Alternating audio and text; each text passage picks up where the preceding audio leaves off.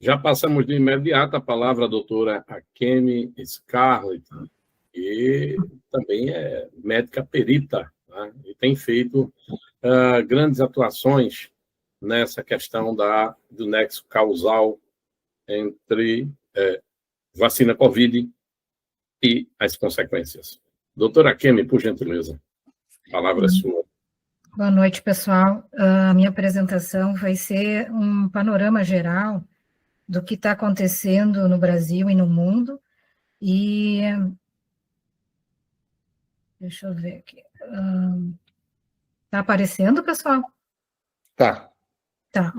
Então, assim, eu vou correr e depois, na segunda etapa, eu vou aprofundar uma outra parte. Mas, assim, esse é um artigo de 2025 do New England, e são 2 funcionários do FDA.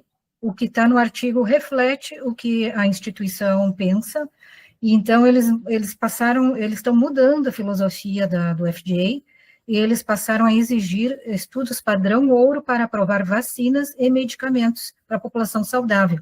Então, nenhuma vacina ou inoculante COVID é padrão ouro, né? E eles observaram que menos de 25% da população estava voltando para fazer as doses de reforços. Eu não botei meu cronômetro. E assim, eles viram que a hesitação vacinal estava atingindo as outras vacinas. A hesitação vacinal é um fenômeno mundial, não é uma coisa do Brasil. No mundo inteiro, as pessoas não estão voltando para fazer esses reforços. E aí o FDA, assim, bom, nós vamos, para combater e melhorar, né, diminuir essa hesitação vacinal, nós vamos passar a dar mais transparência, trazer mais informações e fomentar as evidências científicas.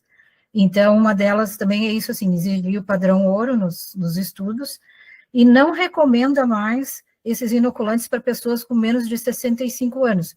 Então, eles estão seguindo aqui a tendência mundial, que os países desenvolvidos não estão recomendando, muito menos para criança, muito menos obrigando bebês e crianças. Então, o Brasil é o único país no mundo que faz isso, está totalmente na contramão, algo errado está muito, né, evidente. Aqui, essa tabela é do CDC, foi há uns meses atrás, eles retiraram o Covid da recomendação do calendário infantil. Agora digamos assim, a decisão é compartilhada, é entre os pais e o médico, eles decidem, e o médico vai fazer uma prescrição médica e vai dar o seu carimbo, porque aí ele vai se responsabilizar, inclusive, né, se der algum problema, ele participou e discutiu com a família. O que o pessoal precisa entender, assim, a proteína spike é um grande problema, é um dos grandes, né, tem outros problemas também, e na COVID, a proteína spike, na infecção, assim, natural, viral, ela é um dos principais agentes ali de causar o problema, essa espícula. Só que esses inoculantes genéticos, o que é inoculado na pessoa são os códigos genéticos, ou de RNA ou de DNA. Esses códigos precisam entrar na célula, manipular ela e fazer o corpo produzir a proteína spike, que já se sabe que é uma toxina. E aí, esse RNA mensageiro da Pfizer e da Moderna, eles são sintéticos, foram feitos por engenharia genética, e eles colocaram esse produto aqui, que não existe na natureza, que é 1-metilpseudoridil. Esse produto, dentre outras coisas, ele é um disfarce. Então, aquele RNA invasor entra na célula, a célula não percebe que tem um RNA diferente, e ele fica ali, né, vamos produzir proteína spike, fica produzindo proteína spike. E desde 2021 a gente tenta, né, alertar e falar para as pessoas que já se sabe que a spike, essa proteína, ela danifica o endotélio, que seria a capinha dos vasos por dentro, né, dos vasos sanguíneos. Por isso que tanto a vacina quanto a COVID dá problemas sistêmicos, né? Então, aqui, esse estudo, eles fizeram um vírus falso, um simulacro, e botaram as spikes por fora para ver se realmente era a spike que causava aqueles danos todos. E realmente eles confirmaram, ela sozinha, não precisa ter o vírus, ela é capaz de causar um dano enorme e várias outras coisas moleculares também. Então, o que se está agora cada vez mais se identificando é a persistência da proteína spike, que pode ser pela COVID ou pelas vacinas, entre aspas, né, E tem uma nomenclatura, e o pessoal precisa entender que a ciência, ela é uma coisa dinâmica, né? Ela vai, digamos assim, se construindo, né? Ela vai trazendo evidências ou vai negando. Então, assim, agora, por exemplo, até a nomenclatura está se construindo. Então, se fala em Covid longa, condição pós-Covid, que é um termo até do Ministério da Saúde, síndrome pós-spike, spikeopatia. Então, tem artigos com todas essas nomenclaturas. E a ciência é uma forma, não é assim, eu acredito na ciência, não é uma divindade, eu sei. Ela tem uma forma sistemática de conhecer e entender as coisas, né? Então, existe a observação, faz parte, questionamentos fazem parte. Então, no momento que a ciência não pode questionar, tu já está, né, já está cortando, já não é ciência. Se cria hipóteses, então será que isso tem a ver com aquilo? Faz a testagem, analisa os resultados, e depois é um conjunto de evidência, não é um artigo, aqui, o fulano disse, a sociedade tal, desse tal coisa, não sei o quê. É um conjunto de estudos, e aí as evidências, elas vão ser fortes, médias ou fracas, né? Então, e o que o pessoal está fazendo, assim, em estudos bioquímicos dessa proteína que vem desse RNA sintético. E é uma proteína spike que fica muito tempo no corpo, ela é muito resistente à degradação, chega a ficar 6 meses circulando. Então, assim, cada dose é inoculado 13 a 40 trilhões de moléculas de RNA. Cada molécula dessa produz de 10 a 100 spikes. E aí nós temos 30, 40 trilhões de células, assim, a gente, né, eu não tô... A pessoa vira uma usina de proteína spike, né? Então, aqui, esse estudo já viu, 8 meses encontraram a spike em monócitos, e aí a nomenclatura, né, spikeopatia, tem simpósios de Covid longa, então tem vários nomes, né, mas já se vê que existe uma persistência da proteína spike. Aqui, isso aqui é uma nota técnica do Ministério da Saúde, e aí ele diz que a nomenclatura é muito variada, ainda não tem um termo, assim, muito unificado, e eles chamaram de condição pós-Covid.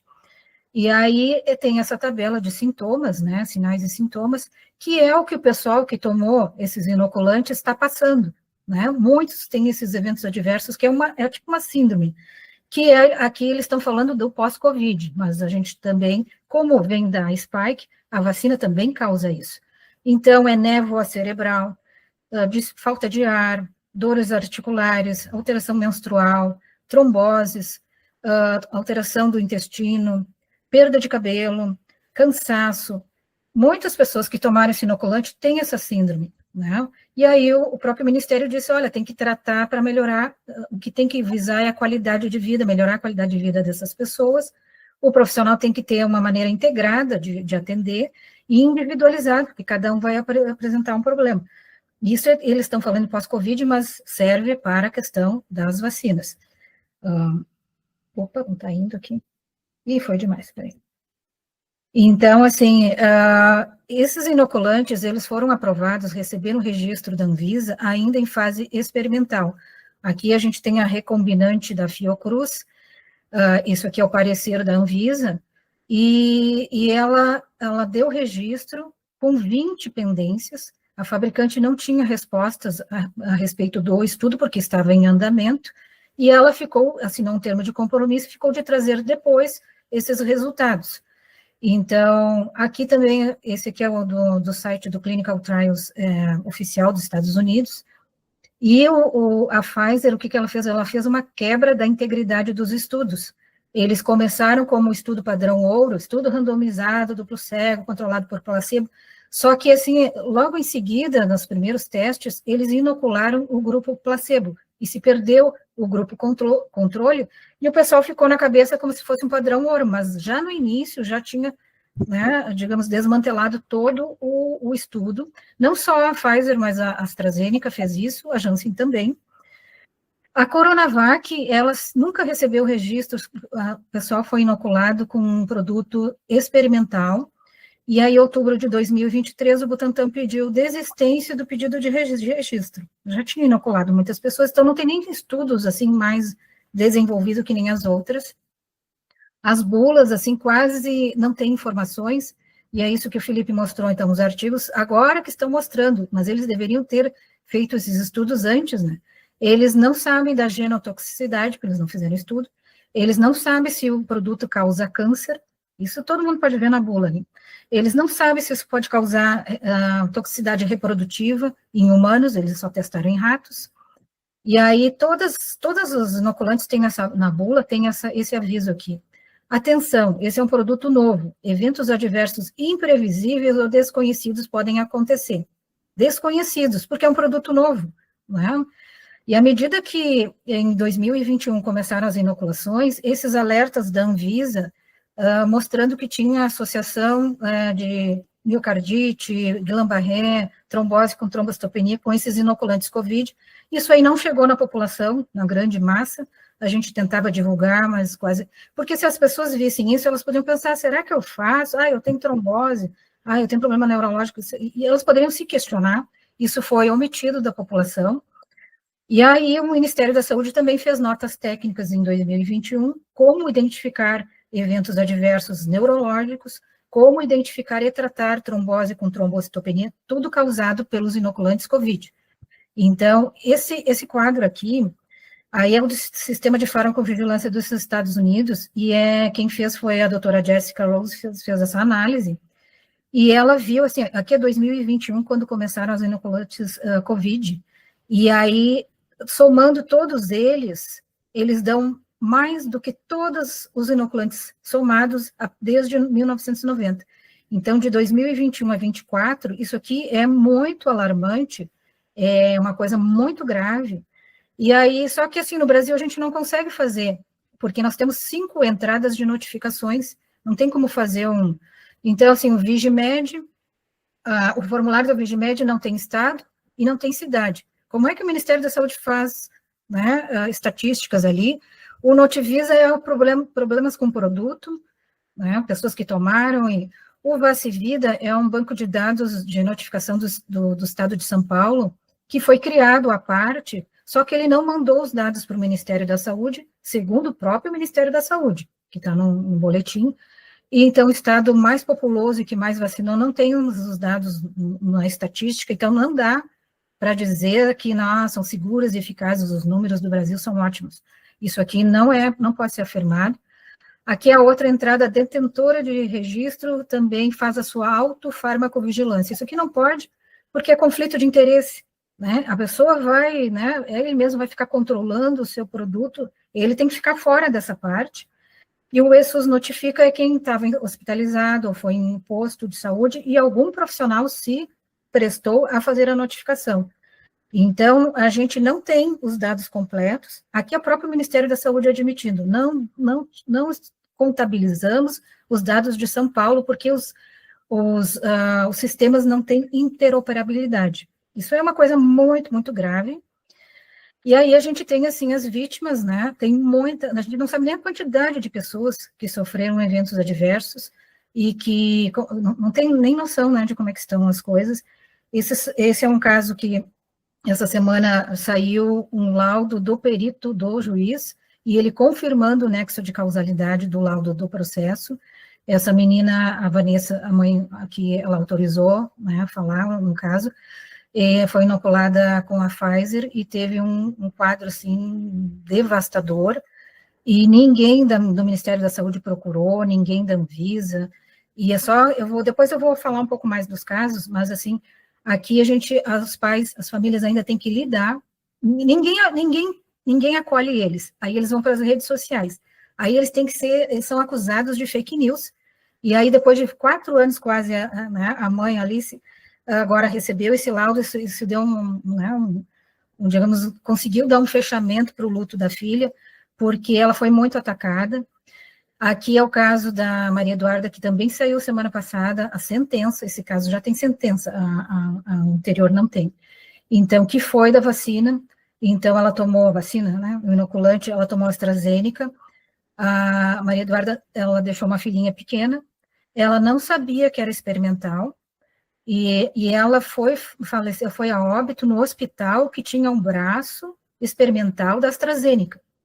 E ela tomou AstraZeneca, mas ela não sabia, foi tirado dela a chance dela escolher, né? Então é isso aí, pessoal. Desculpe a correria.